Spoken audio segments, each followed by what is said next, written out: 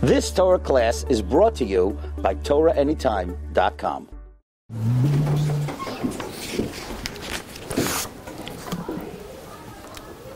Till when? 10:05. What time is the next one? I think we have another one at. Yeah, we have another one at 10. So At 10? So, yeah, okay. Okay. Okay. Okay, good morning, gentlemen. It's an honor to be here. I come from a different planet. It's called New York. And it was a long flight. And I'm glad to be here in the land down under. I want to start by sharing with you a very important and interesting topic and leave you with a closing message. We say every day in our tefillah, in our Amidah and Shemona Esrei, we say that God gave the Jewish people Torah Chaim, a Torah's Chaim, a living Torah. What does it mean it's a living Torah? As opposed to what kind of Torah? What else could it be? What does it mean that the Torah is a living Torah? It has two very important meanings. Number one, if we were to open up the heavens and look into the inner workings of creation and try to determine what upholds the whole world, what keeps the world going, what is the life source of this world, what's the heartbeat of this world, we would see that this world stands on one thing: Torah. It may not look that way. We see a physical universe. We see physical phenomenon. We see commerce. We see economy. We see different processes. We see the rain cycle. But what keeps everything going is that the Torah that God gave us is a living Torah, which means as follows. Which means that when you learn Torah, you are literally upholding the whole world. And if there would be a moment of time that the world was without Torah, the world would cease to exist. Reb Chaim Volozhiner writes that this is the reason why God created time zones. So right now it's what time is it for you guys? 9:20 or so. In America, it's 7:20 p.m. yesterday. So as they're, sort of getting ready to hit the sack in America and go to sleep and stop learning, you're waking up and you're learning. So everywhere in the world, there's someone learning. But if there would be a moment in time that there was no Talmud Torah in the world would cease to exist. The world could not exist. So those who learn Torah uphold the entire universe. Sometimes somebody wakes up in the morning, what could I do for the Jewish people? What could I do for Israel? What could I do for the hostages? There is nothing more powerful or valuable you could do than learning Torah. But when we say the Torah is a Torah's Chaim, it has another meaning as well. When we say the Torah is a living Torah, it means there is no subject, there is no advancement, there is no technology that the Torah doesn't have what to say about it. Sometimes we hear there's new invention, and we say, nah, there's no way the Torah talks about that. This is, the Torah was given 3,300 years ago. What could the Torah possibly have to say about artificial intelligence, let's say? Does the Torah speak about artificial intelligence? Say, come on, Torah doesn't speak about electricity. But it's not true. Any invention that is created last year, this year, or in 10 years from now is already discussed in the Torah. So I want to give you a little flavor of this. Do you think the Torah speaks about artificial intelligence? Are you allowed to use artificial intelligence on Shabbos? Can I walk into my house and say, hey, Siri, Alexa, it's dark in here, turn on the light, or turn on the AC, or turn off the heat? Could you do that on Shabbos? Is that considered a malacha? Is that a violation of Shabbos if you use artificial intelligence? You say, come on, the Torah didn't know about artificial intelligence. By the way, do you know what year the Torah was given? What year in the Jewish calendar was the Torah given? 2448. What? 2448. Very good. 2448. Excellent. 3,300 years ago. The way to remember that, the Chidah says, it was given in the year Chibasam, God's love for the Jewish people. Chibasam, God's love for Klal Yisrael. Baruch atah Adonai Eloheinu melech haolam she'akol na'eh b'dvarei. Amen. So, how could the Torah possibly speak about artificial intelligence? The answer is, I'm going to share with you a Gemara in Masechta Bava Metzia that you would think is the furthest possible subject from artificial intelligence, but it actually is precisely the subject at hand. So the first thing you need to know is that there's a hierarchy of various mitzvos in the Torah in terms of whether there's punishment for them when the Jewish people had their own court system. So, for example, if we were in the land of Israel and the temple was standing, the Beis Hamikdash was standing, and we had a bezdin, and two witnesses go over to a guy and say, you have to wear tefillin every day. You should really put on tefillin today. And the guy said, no, I'm not putting on tefillin. And we warned him, you better put on tefillin today. Would the bezdin be able to administer any punishment to someone who doesn't wear tefillin? No, there's nothing they could do. For failure to fulfill a mitzvah saseh, there is no punishment given by the Jewish courts. However, if somebody violates a lav, a negative prohibition, and the court warns him, hey, did you check your suit for shatnez? Shatnez? No, I didn't check my suit. You're wearing a Calvin Klein suit. You should really check it for shatnez. No, I'm not going to. And the guy looks at it and say, I could tell. I just did I just checked your suit. You have wool and linen in your suit. You can't wear that suit. You got to take it off. And two witnesses warn the guy. And the guy said, I don't care. I'm going to wear the shatnez. So if we had our own court system, the person would be chayiv malchus, lashes, because he violated what we call a lav, a negative prohibition, and it involves an action. You see, in order to be liable to lashes, it has to be a lav that has an action. It's called lav sheyesh bai masa. If it's just, let's say, speaking, that's not called a lav that has action. Speaking is not considered action. Let's say we warn someone, hey, it looks like you have a good, juicy piece of Lashon Hara to say. Don't say it! Don't say it! And we warned him, if you say it, there might be a punishment. And the guy said, I'm doing it anyway. Is there anything bezdin could do? Nah, nothing they could do. Speaking is not considered an act in halacha. So my question is like this. I walk into my room, I say, hey Alexa, it's dark in here, turn on the light. So I can't turn on the light. But could I tell Alexa to turn on the light? You can't do it, but could bezdin give lashes for that? After all, I didn't do anything, I just spoke. You hear the question?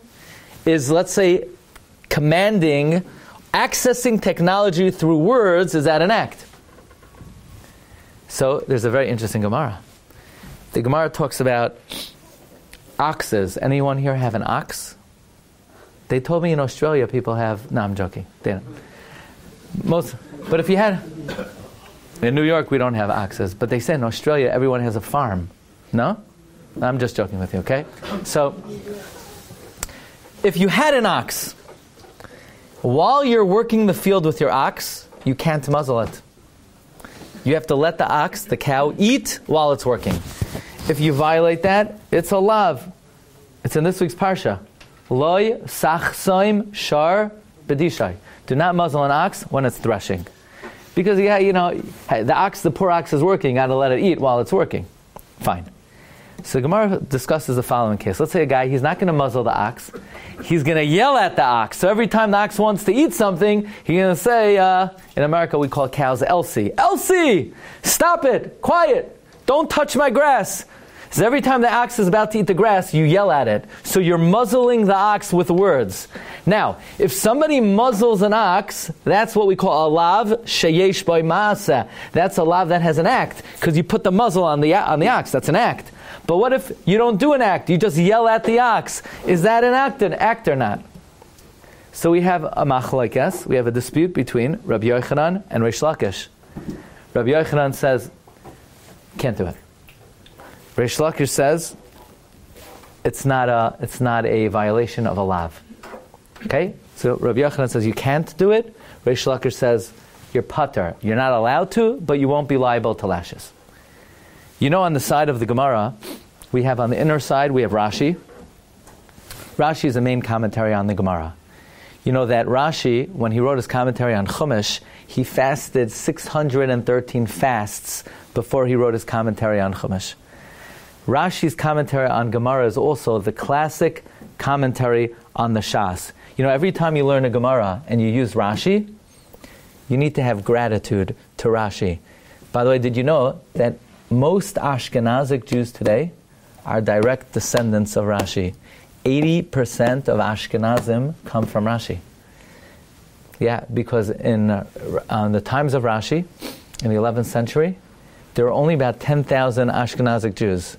And Rashi had 5 daughters. Statistically, almost all Ashkenazim directly come from Rashi. So chances are, he's not only your teacher, he's also your great-great-grandfather. You know, Rashi is given a special title. He's called Avihen v'Rabban Shel Yisrael. He's the father and the teacher of the Jewish people. On the outer side of the page, you have Tosfos. Now, Tosfos is very important. I'm going to ask you an interesting question. Does anybody here know, what era did Rashi and Tosfos live in? You know what it's called? Rishonim. Who is the greatest of all the Rishonim? This is a question even advanced scholars don't know the answer to. Who is the greatest of all the Rishonim? Most people say the Rambam. The Ritva says the Rambam, Mi Moshe va'ad Moshe lo Moshe. From Moses, from Moshe Rabbeinu, until Rabbeinu Moshe ben Maimon, we never had anyone like the Rambam. Ashkenazim do not accept that. The Rosh says the greatest of all the Rishonim was Rabbeinu Tam, one of the foundations of Tosfos. And after Rabbeinu Tam, his nephew, the Ri Hazaken. These are the Balei HaTosfos. They were the grandchildren of Rashi. They were the grandchildren of Rashi. And Tosfos asks a very interesting question here. Why would Rabbi Yochanan say that if I yell at an animal and I stop it from eating, I'm violating, muzzling an animal, but I didn't do an act, so how could you be liable to lashes? Right? Didn't we learn a principle? That the only way somebody can be liable to lashes is if they do an act. Speaking is not an act. So why is yelling at a cow considered a violation of an act of loisach soim shar b'dishai? Tosfos answers, because when your words create activity, it's considered like an act. And when you yell at the cow, and the cow stops eating, so there's activity caused by your words, that's an act. Okay? Now who do we hold like? Do we go like Rabbi Yochanan, or do we go like Reish Lakish? There's a principle in halacha, there are only 3 times in Shas that we go like Reish Lakish. So that means we hold like Rabbi Yochanan. That if you yell at a cow and it stops muzzling, it's an act. So we learn a very important principle. If you create activity through words, that's acting. So I ask you, utilize this principle. If you go into a room on Shabbos and you say, Alexa, it's hot in here, turn on the AC. Is that only words, or is it more than words? Are you only speaking, or do your words create activity here? You're accessing electricity. You're creating activity. Your words are turning on the air conditioner. Your words are turning on the light. That would be a full-fledged act. Could you do that on Shabbos? Can't do that on Shabbos. Would that be a full-fledged violation of Shabbos? You bet. Rav Moshe Feinstein. Did you ever hear of Rav Moshe Feinstein? He's the leading halachic authority of the 20th century. He wrote more than 40 years ago, before anybody even invented artificial intelligence, that if one day they invent a technology that you could talk to and it would do work for you on Shabbos, you can't use it on Shabbos. So you know, if somebody asks, who invented AI? Rav Moshe. He thought of it before anybody. He already wrote, I could show you his words. He says, Ve'im yesh machayna shebedibor nasa malacha al yedei ha-machayna vaday osir lasos b'Shabbos. Here you have it. He wrote it more than 40 years ago. Nobody even thought of such a thing. So, when we say the Torah is a Torah's Chaim, that means there is no issue of the day that is not addressed by the Torah. You know, there are many things we look at, we think about the war in Israel, and sometimes people formulate opinions about it, or politics or whatever the issue may be. And we say, well, the Torah only talks about the brachas I make on food and what I should do on Shabbos, and everything else, I'll have my opinion and my attitude and my perspective. There's no issue in life that the Torah does not provide us direction and guidance, how we should view it and how we should think about it. I want to ask you a very interesting question. We mentioned Rashi and Rambam and Rabbeinu Tam come from the era of the Rishonim. So what about the Chasam Sofer? You ever hear of the Chasam Sofer? Or the Vilna Gaon? What era do they come from? Achronim. And what about Reb Sadia Gaon? Or Reb Shri Gaon? Okay, so you know your stuff. What about Rabbi Yochanan Reish Lakish?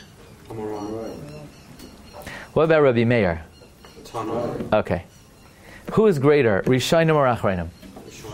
Who is greater, Amoraim or Gaonim? Okay.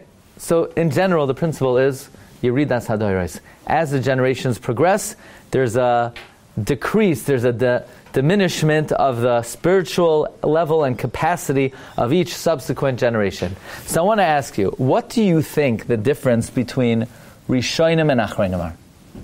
What makes a Rishon greater than an Achron?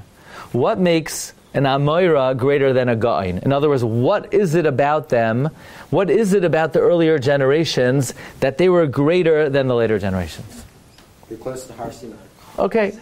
Simply, we would say, they're closer to Sinai. They're closer to giving of the Torah. So after all, the giving of the Torah is a transmission. And if I photocopy a photocopy, that photocopy is a photocopy, the earlier copies are going to be clearer than the later copies. Okay.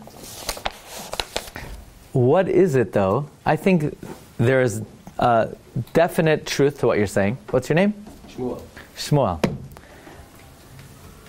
But what exactly is less about the later generations than the earlier generations? In other words, I understand, as generations continue, we go further from Sinai.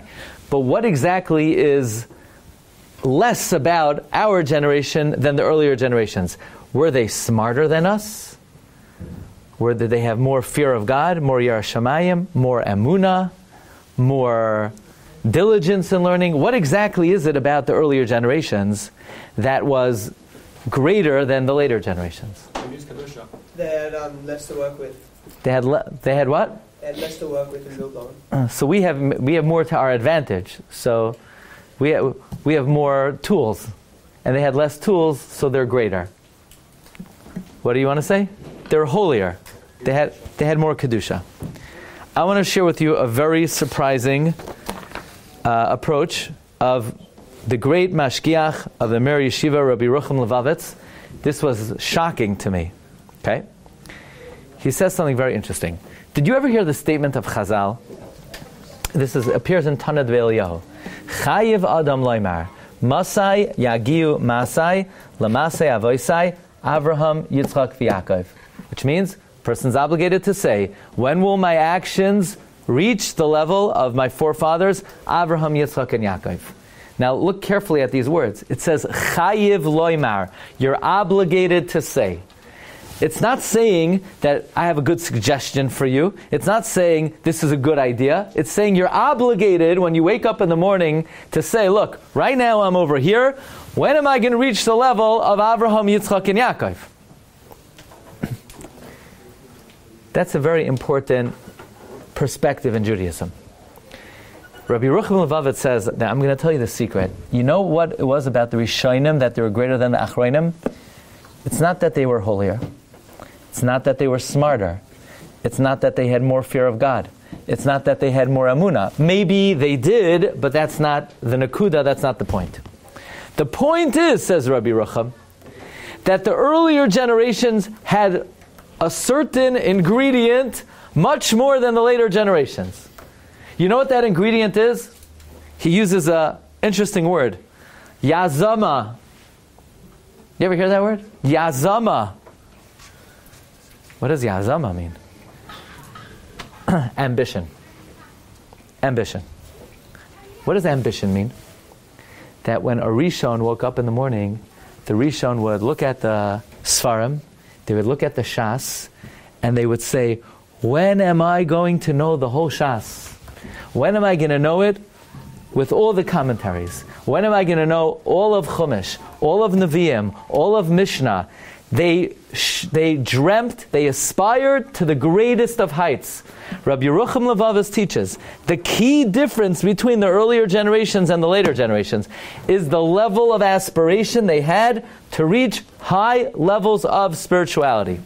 Rabbi Yerucham says something very interesting. He says, in the business world, or in what people call the real world, who are the most successful people? Smartest people? Lav dafka. If you go to the heads of companies or the most successful people in the world, is it the smartest people? No, very often it's not. Is it the most talented people? No, very often it's not. So, what is the common denominator about successful people in general? People who aspire for greatness. They dream of greatness. You know, the Rabbi Yisrael Salanter would always say, his whole life he dreamt of being like the Vilna Gaon. So at least he became Rabbi Yisrael Salanter. The key ingredient in reaching levels of spirituality is to aspire, to dream, to yearn. Masai yagiu masai lamasai avosai Avraham, Yitzchak, v'Yaakov. You know the Mishnah says in Pirkei Avos? B'makom she'ein ish. You ever hear this phrase? In a place where there's no man, hishtadel liosish. Try to be a man. So Rabbi Yehuda teaches, what does that mean? He says, if you're in an area, you're in a class, you're in a generation, and you're already on the top, you're already, the best there is. So then you should think to yourself, well, what if I lived in an earlier generation? Then there would be people much greater than me. Let me aspire to that level. In other words, the key to success in Ruchnius is the same as in the business world or in any realm in this world. The key is, when you get up in the morning, so what grade are you guys in? How old are they? 9, 10, 11 grade? 12. So what ages are that? 14, 15, 16, 17? Something like that. So you learn Chumash with Rashi? You learn Gemara? Okay. Which Masechta are you learning? Bava Metzia. Perfect. Beautiful. Bava Metzia. By the way, it's very interesting. Rabbi Yisrael Salanter once heard about a group of tzaddikim that wanted to elevate themselves and become really righteous, so they went into seclusion and they started learning the Shas in order, starting with brachos, then going to Shabbos, and then going to Erevin. And Rabbi Yisrael Salanter said, no, they're making a big mistake. Why? Brachos are mostly the Rabbanan. Shabbos, for the most part, it's going to be rabbinic. Even Erevin, it's going to be mostly rabbinic. Bava Metzia talks about monetary law,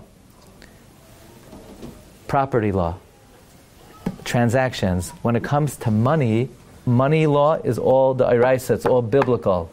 It's more important, he said, to start with Baba Kama, Bava Metzia, Baba Basra, than to start with other Masechtas. In any event, when a young man wakes up in the morning, and you have the opportunity to come to a Jewish school, to come to a yeshiva, what's the first step in being successful in learning?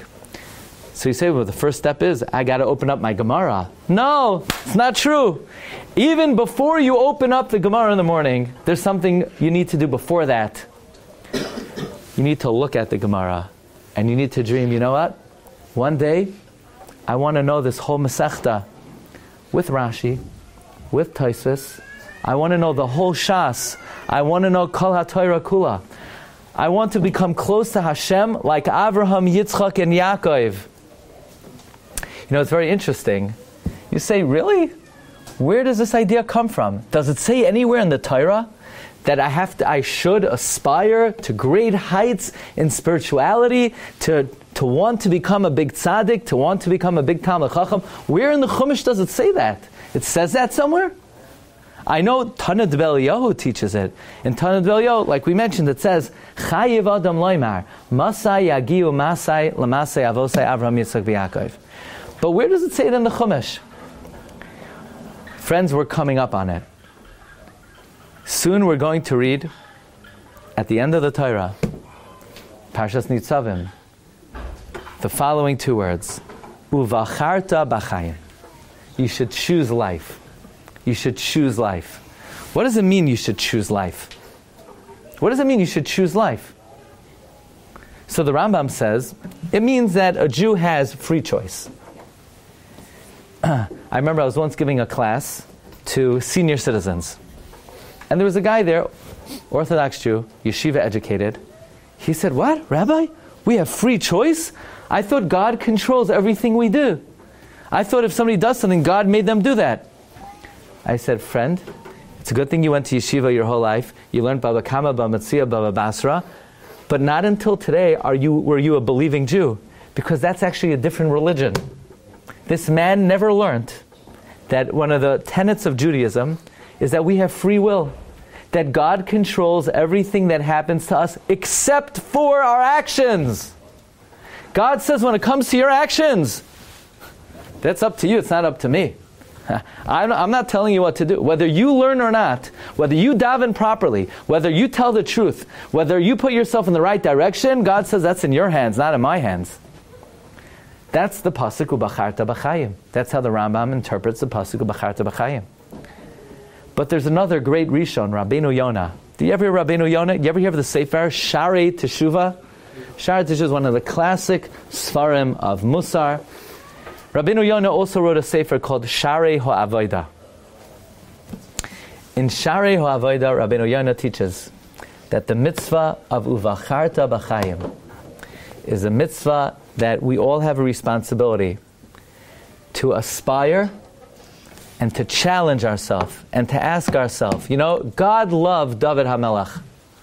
God loved Avraham Avinu. What did they do that Hashem loved them so much? I also want to do those kind of things. I also want Hashem to have a relationship with me like the greatest of tzaddikim.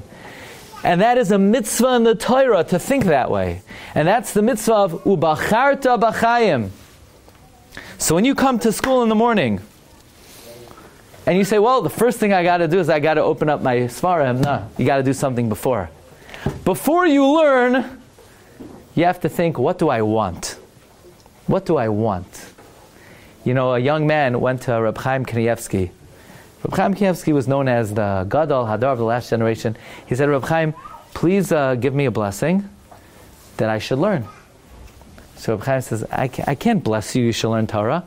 You have to learn. It's not up to me, it's up to you. So the young man was very smart. He went to Reb Chaim, he said, give me a blessing that I should want to learn. So Reb Chaim said, I can't give you a blessing that you should want to learn. Only you could want to learn. I can't help you out there either. So the boy was very, very smart. He said, okay, you're right. Only I could want to learn. But right now I don't want to learn. Bless me that I should want to learn. Reb Chaim said, that I could give you a blessing for. So Reb Chaim blessed the boy. Do you understand what I'm telling you? To learn, that's your choice. To develop the desire to want to learn, that's also your choice. But this young man realized that he has to work on himself to develop the desire to want to learn. And that's something that Reb Chaim gave him a bracha for. So during this time of the year, during the month of Elul, when you have the opportunity to be in a yeshiva, it's very conducive to utilizing Elul for its intended purpose of doing teshuvah, but more than teshuvah, really setting the course of our life, to think to ourselves, okay, yes, it's important what I learned today, it's important what I learned tomorrow, but what do I want to use my yeshiva years for?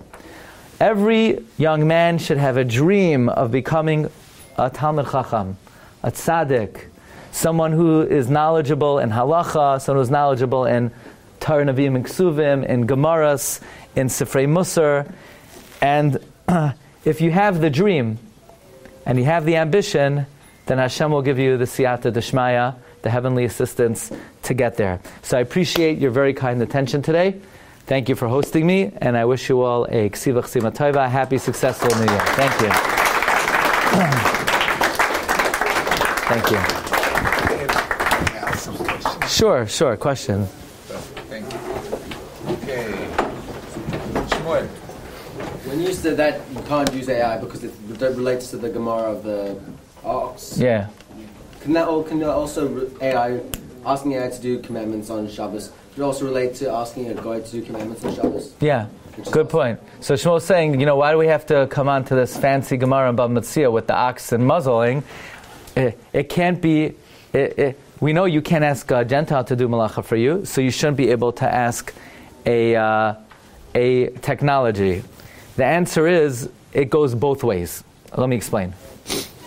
On the one hand, it could be worse to ask a Gentile. Why? Because a Gentile is a human being, and therefore if he's acting on your behalf. So he becomes your agent. So agency is possible by another human being. Agency is not possible by technology. A human being could become you. A technology cannot become you. So just because you can't ask a Gentile to do malacha, it doesn't necessarily mean you can't ask technology to do malacha. But on the flip side, in reality, it's actually worse to ask AI to do malacha for you than to ask a guy. Why? Because since another human being can decide not to do it, so if he does it, that's his own choice. I asked him, but he doesn't have to listen to me. So actually, to ask a Gentile to do malacha for you is only rabbinic. To ask AI to do malacha for you is actually biblical. So that's the bottom line. The bottom line is, it's worse to ask AI to do. So in other words, if somebody, let's say, there are situations you could ask a Gentile to do malacha for you on Shabbos. The first 30 minutes after Shkia, after sunset, it's permitted to ask a Gentile to do malacha for you because it's not definitely Shabbos yet. Now we, on our own, we are not allowed to. You can't even do a rabbinic, you can't even move muksa once sundown comes. But you are allowed to ask a Gentile. But you can't ask AI. Okay? Or if somebody's ill, you could ask a Gentile to do a malacha for them. You can't ask AI. So there are important ramifications, the difference between a Gentile and artificial intelligence.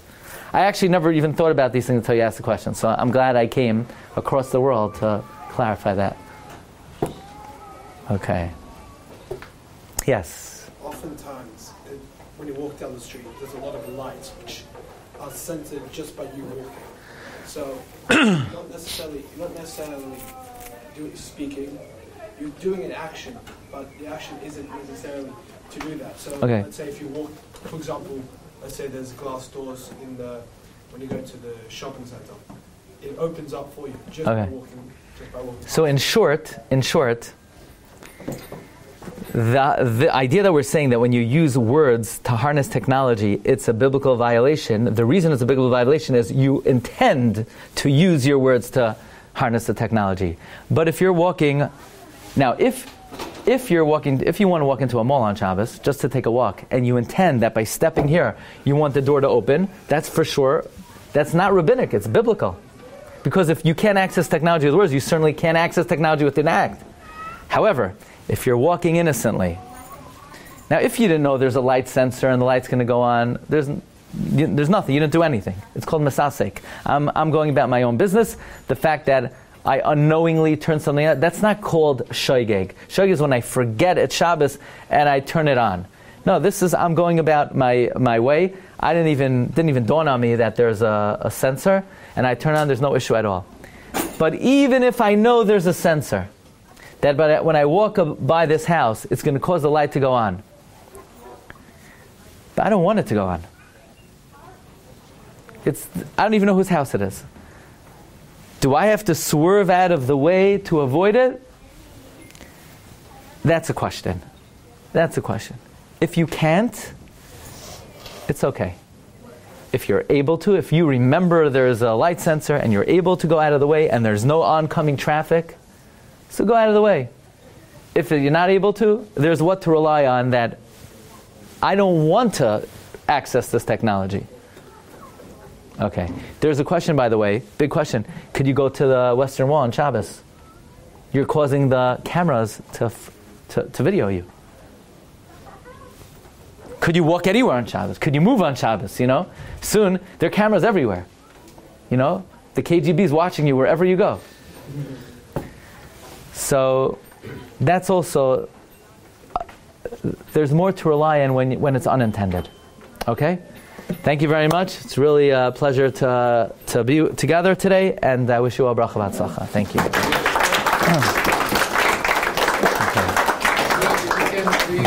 Stay here. You've just experienced another Torah class brought to you by TorahAnytime.com.